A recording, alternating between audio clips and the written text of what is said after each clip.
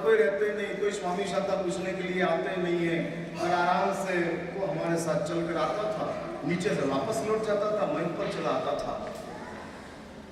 उसमें कोई वैसा महीना आया और वैसा महीने के दिन श्रावण महीने का पहला दिन आया, और वो पहला दिन तो मैंने उसको कहा कि दोस्त रोज इधर चद्दर बिछा के बैठता है, गरीब आदमी है, और मैं देखता हूँ कि तू शाम दोपहर तक 2 बजे तक 3 बजे तक बैठता है, वापस इधर से निकल जाता है, फिर रात को कहाँ जाता है पता नहीं है, वापस सुबह तू आ जाता है, लेकिन मैं समझता हूँ कि तू गरीब होगा।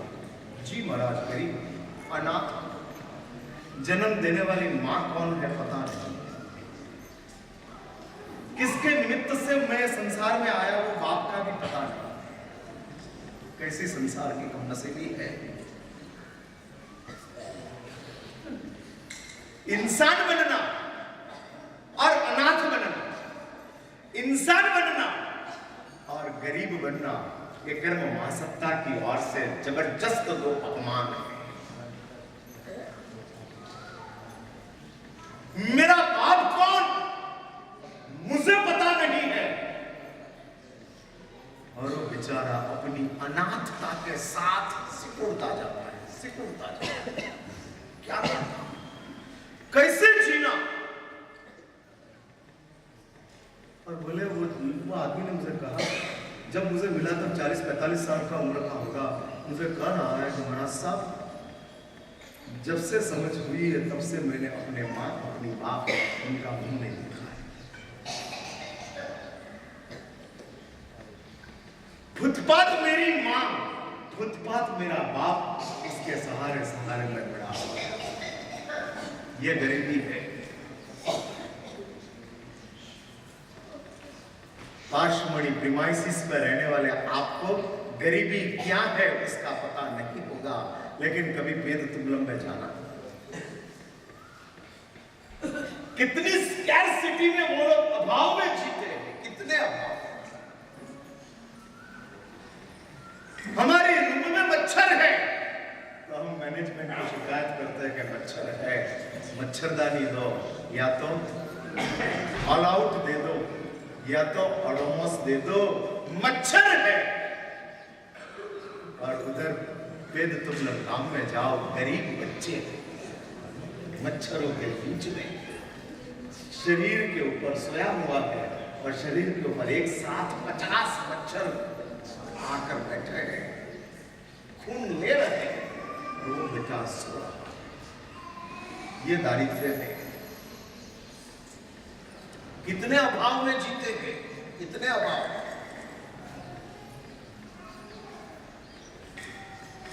मुझे तो आश्चर्य तब होता है कि इतने अभावों के बीच में जीने वाला गरीब लड़का या गरीब औरत हंसती है, अपनी खुशी शेयर करती है। हाँ, वो औरत हंस सकती है, और आपके पास सब होने के बाद भी आपको हंसने के लिए तारक मेहता का उल्टा चश्मा देखना पड़ेगा। हाँ, 1000 एपिसोड हो गया, फिर भी तारक मेहता रिटायर नहीं होता, और बच्चे से लगाकर बुढ़े तक सब बड़ा सब, ये निर्दोष आनंद है, निर्दोष आनंद है। हाँ, जेठालाल आता है, दया पापी आती है, और तारक मेहता का उल्टा चश्मा चलता है, और तारक मेहता का उल्टा चश्मा सीधे लोग, आप लोग सीधे नहीं कि आप भी टेढ़े, हाँ देखते हैं दिन भर में। महाराज साहब, लोग मुझे कहते हैं महाराज साहब, दिन भर में हंसने का समय, क्या हंसने का अवसर, ये आधे घंटे की सीरियल में मिलता है, बाकी कुछ नहीं। हाँ, कॉमेडी विद कपिल आपका चलता है। बहुत बड़ी तकलीफ है। सोने के लिए तो कभी भी साइंस ने पिल्स निकाल दिया, लेकिन हंसने की कोई पिल्स नहीं निकाली। कोई ऐसी गोली ले ले कि जिसके हिसाब से मुंह के ऊपर हंसी आ जाए। मूड एलिवेटर बोलते हो ना, हाँ मूड एलिवेटर, मूड ऊपर आता है। ऐसा कुछ निकला नहीं है। अरे सीरियस चलती, मुझे ये कहना है, हंसने के लिए टीवी देखना पड़ता है, वह आपकी कमनसीबी से करी। और वो बेचारी गरीब स्त्री जिसके जीवन में चारों ओर से ऐसे अभाव है, अभाव, एक भी चीज सीधी नहीं है।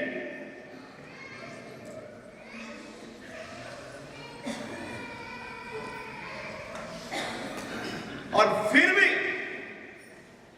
वो हंस सकती है, खुश रह सकती है। और तब मुझे लगता है कि संसार में ईश्वर है। हाँ, आपके मुंह के ऊपर उदासीनता देखता हूं तब मुझे लगता है कि शैतान है। और जब गरीब के मुंह के ऊपर खुशी देखता हूं तब मुझे होता है कि ईश्वर है। अभावों के बीच में, बीमारियों के बीच में कुछ भी नहीं है, कुछ भी नहीं।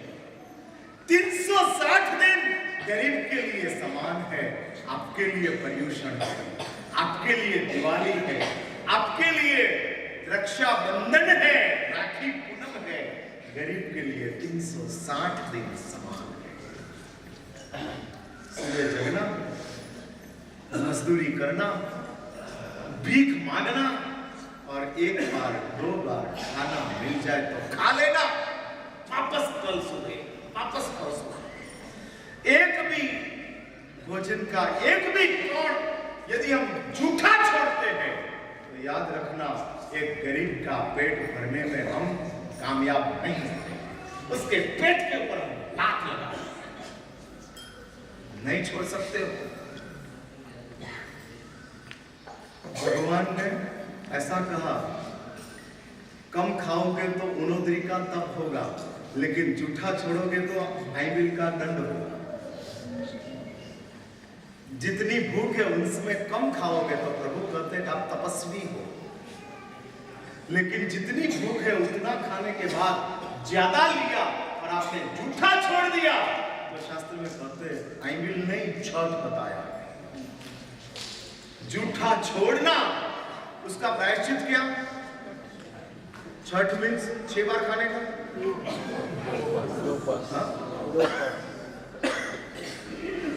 अभी मैं आपको जितनी बार जूठा छोड़ा उतनी बार छठ करना है, इतना कहूं तो कितना छठ करना पड़े? हाँ? कितना? जिंदगी भर? और जूठा छोड़ना गलत है। वो गरीब आदमी,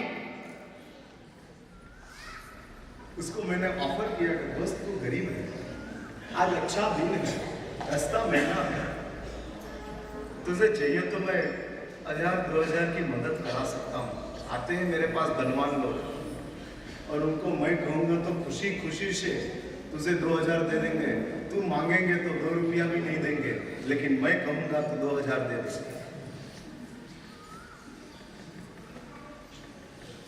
तब वो गरीब कहते हैं महाराज जरूर दूंगी, सुनना मेरी बात। कौन कहता है? अच्छा, अब कहेंगे प्रभावना की जरूर नहीं है।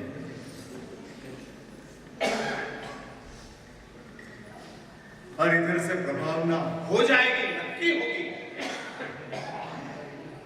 लेकिन आप तय करेंगे कि जो प्रभावना मिलेगी उस प्रभावना को हम सत्कर्म कर देंगे। कोई चांदी की आइटम, कोई सोने की आइटम, या तो कोई चीज जो आपको उपयोग में आई तो ठीक है, नहीं आई तो स्टोर रूम में, हाँ स्टोर रूम में ऐसी चीज हम जिसको जरूर है उसको हम बचाएं।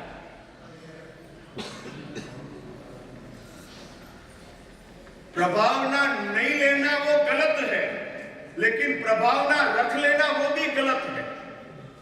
दे दो, जिसको जरूरत है उसको दे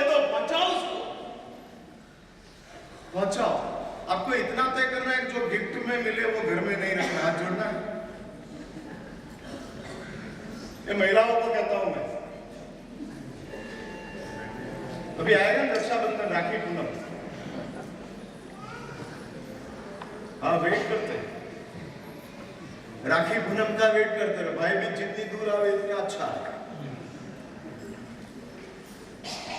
इसलिए मुझे करना है, आपको जोड़ना है हाथ। जो गिफ्ट में मिले उसका हमको अपने लिए उपयोग नहीं करना, दूसरों को बांट देना। हाथ जोड़ना है। अरे मेरे सामने क्या देखते हो, मैं आपको पूछ रहा हूं। हाँ?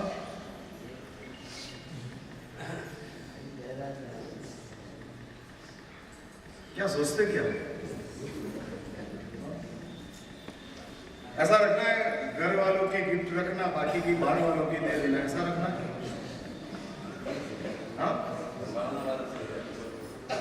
हाँ, ये पाठशाली ने कहा, अमरनाथ जी ने, साहब प्रभावना तक की बात रखो, गिफ्ट की बात मत रखो। हाँ, प्रभावना तक ठीक है, उनको पता है कि प्रभावना में सोना चांदी मिलने वाला नहीं है, लेकिन गिफ्ट में तो हाँ वो भी आ सकता है।